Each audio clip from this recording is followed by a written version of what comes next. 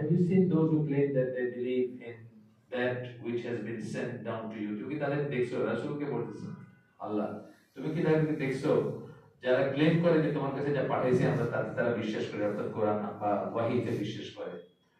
And that which was sent down before you, তোমার আগে যেগুলো পাঠানো হয়েছে, যে ওয়াহি পাঠানো হয়েছে সেগুলো বিশ্বাস করে। And they wish to go for judgment in their dispute to false judges, এবং তারা ফলস জাজ, মিথ্যা বিচারক বা মানে যে সমস্ত বিচারকের বিচার করার কোনো অধিকার নেই তাদের কাছে যাওয়াটা তারা প্রেফার করে। ফলস জাজেস বলতে বলছেন আল্লাহর আইন ছাড়া অন্য আইন দিয়ে যারা বিচার করে। এখানে একটা নোকতা দিয়ে বলা উচিত বা জানা উচিত আমাদের যে আমরা আমাদের সেকুলার কোর্টগুলো যেটা আছে, আমাদের কোর্ট যেগুলো, এগুলো যাওয়া কিন্তু বেসিক্যালি ফরবিডেন, সেগুলো নিষেধ বা হারাম। কেন হারাম? এই কারণটা বলতেছে যে এরা আল্লাহর আইন ছাড়া অন্য আইন দিয়ে বিচার করে। শুধুমাত্র আপনি ক্ষতি আটকাইতে যাইতে পারেন, দুটোর ভিতরে তফাৎ আছে কিন্তু। একটা হচ্ছে লাভ করতে যাওয়া, আরটা হচ্ছে ক্ষতি আটকাইতে যাওয়া। ধরেন এখানে একটা মসজিদ আছে, মসজিদ বেলালো, এটা একটা মসজিদ মনে করেন, একটা বুলডোজার নিয়ে চলে আসে, গভর্নমেন্টের ব্লক এটা ভেঙে দিবে। কেন? এটা মানে বিধিমত সম্মত না বা কিছু একটা। আপনি এখন কি করবেন? এই ক্ষতিটা আটকাইতে আপনাকে ইনজাংশন আনতে হবে, তখন আপনি কোর্টে যেতে পারেন। কিন্তু যে লাভ করার জন্য, মানে আমি একটা কিছু আর একটু প্লাস পাবো আর কি, এইসবের জন্য কিন্তু যাওয়া বা জেনারেল সেন্সে তাদেরকে বিচারক মনে করা, বিচার করতে যাওয়া, এটা কিন্তু ইসলামে নিষিদ্ধ। এর চেয়ে বরং গ্রাম্য সালিস যেগুলো আছে ওগুলো মোর ইসলামী, যেখানে ধরেন মুরব্বীরা আপনাকে একটা আপনার আইল ফেরাটালি অথবা আপনার গাছ গিয়া ওইখানে পড়ছে, এরকম জিনিস হয় না, গ্রামে ডিসপিউট করে, সেটা যদি মুরব্বীরা মিলেই করে দেন, এটাই মোর ইসলামিক সালিশটা করেন বা এই করেন। ডিভোর্সের ব্যাপারগুলো চাই বা ম্যারিটাল ডিসকর্ডের ব্যাপারগুলো চাই, সেগুলা কোর্টে না নিয়ে গিয়ে আপনার ফ্যামিলি, আমাদের ইসলামে যে আছে যে ফ্যামিলির দুই সাইড থেকে মুরব্বীরা বসবেন বা এই করবেন, সেটা তো বলতেছেন। এরপরে বলতেছেন while they have been ordered to reject them, তাদেরকে অর্ডার করা হয়েছিল মিথ্যা বিচারক যারা, অর্থাৎ আল্লাহর আইন ছাড়া যারা বিচার করে তাদেরকে রিজেক্ট করতে অর্ডার করা হয়েছিল। বাট শয়তান wishes to lead them far astray, শয়তান তাদেরকে পথচ্যুত বা বিচ্যুত করে। এখানে আরেকটা কথা আছে, এটা আপনি দেখে নেবেন যারা ইন্টারনেট করেন, সার্চ করেন বা যারা এক্সেস আছে তারা। আপনি ইসলাম কি যে ওয়েবসাইটটা আছে তাদের বিষয়ে আছে, প্রশ্ন করছে যে ল পড়া কি জায়েজ কিনা। আব্দুল আজিজ বিন বাজের উত্তর, এটা খুব ফেমাস একটা, তিনটা ভাগে ভাগ করছেন। প্রথম ভাগে বলছেন যে যারা মনে করবে যে ওই আইন দিয়ে বিচার ফয়সালা করা বৈধ আল্লাহর বাইরে গিয়ে, তারা কাফের, একদম স্টেট বলছেন। যারা মনে করবে বৈধ, মনে করা কিন্তু বিশ্বাস করার কথাটা বলতেছেন। সেকেন্ড পয়েন্টে বলতেছেন যে যারা মনে করে যে আল্লাহ শ্রেয় বা এটাই ভ্যালিড, কিন্তু দুনিয়াবি কোনো কারণে, টাকা পয়সা বা লোভে বা অন্য কোনো কারণে যারা ল পড়ে, তারা ফাসিক কিন্তু স্টিল মুসলিম। কারণ তারা মনে করে আল্লাহ আইনটাই বৈধ, এটা ঠিক না, কিন্তু তারা ব্যারিস্টার বিল্ডারের পয়সা কামাইতে পারবে বা আরেকটা কিছু, সেই জন্য পড়ে, তারা ফাসিক। আর তৃতীয় শ্রেণীটা বলছে যে যারা শরিয়ার সুপিরিয়রিটি দেখাইতে, হ্যাঁ, বা গবেষণা করতে, অথবা মুসলিম যারা তাদেরকে তো লিগাল দিতে, এই নিয়ত নিয়ে যারা পড়বে তারা মানে করতে পারে জিনিসটা।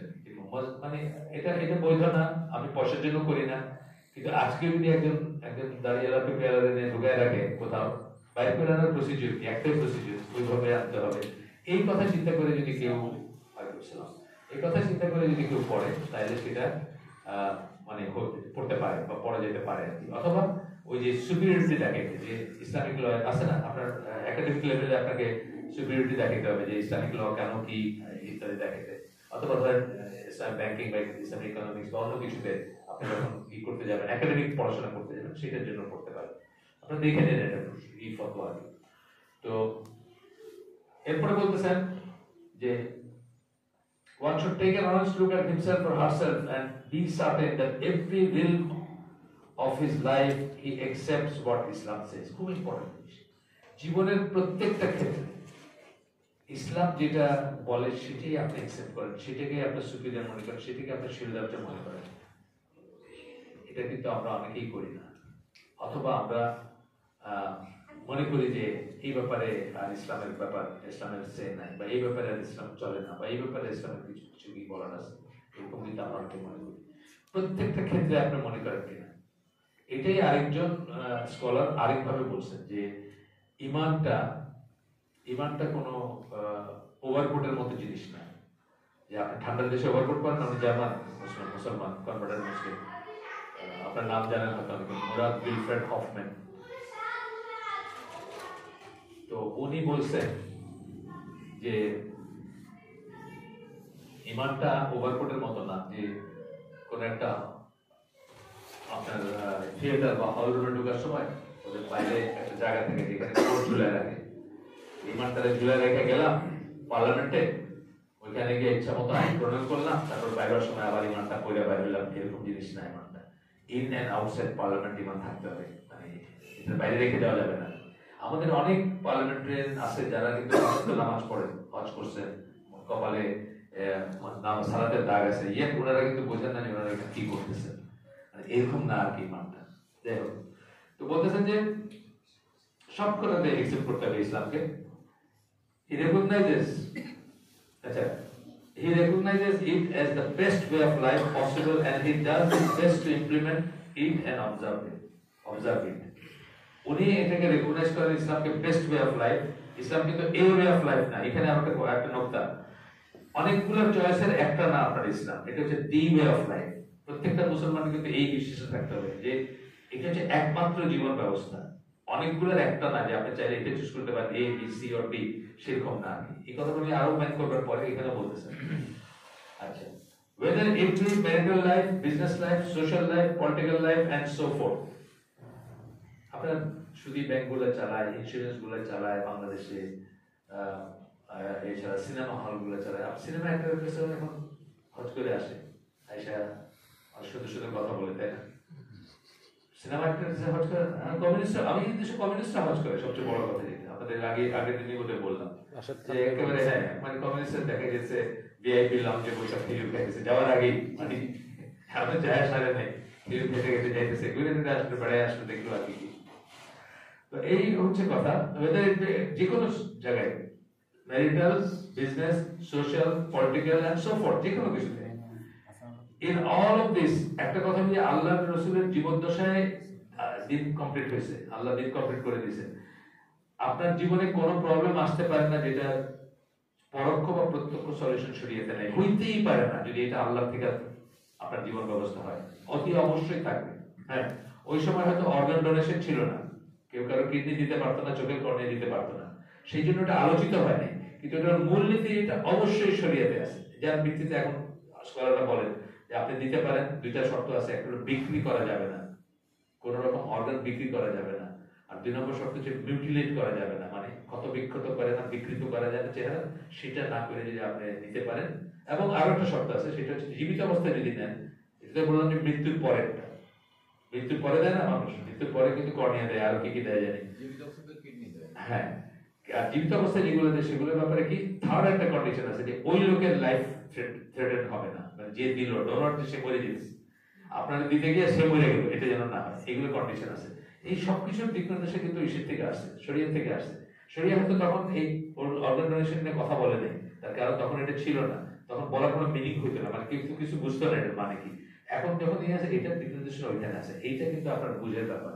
প্রত্যেকটা জিনিস, সেটা আধুনিক হোক, আগে সিগারেটের কথা আমি বলি, টিপিক্যালি আমি সিগারেটের কথা বলি। সিগারেট আমরা যখন বড় হচ্ছি তখন দেখছি আলেম ওলামা যারা, তারা বলতেন যে সিগারেট মাকরুহ, কেন? এটা গন্ধ হয়, দুর্গন্ধ ছড়ায়, এটা তো পয়সার অপচয় হয়, এই জন্য মাকরুহ। তারা জানতেন না যে সিগারেট কিলস।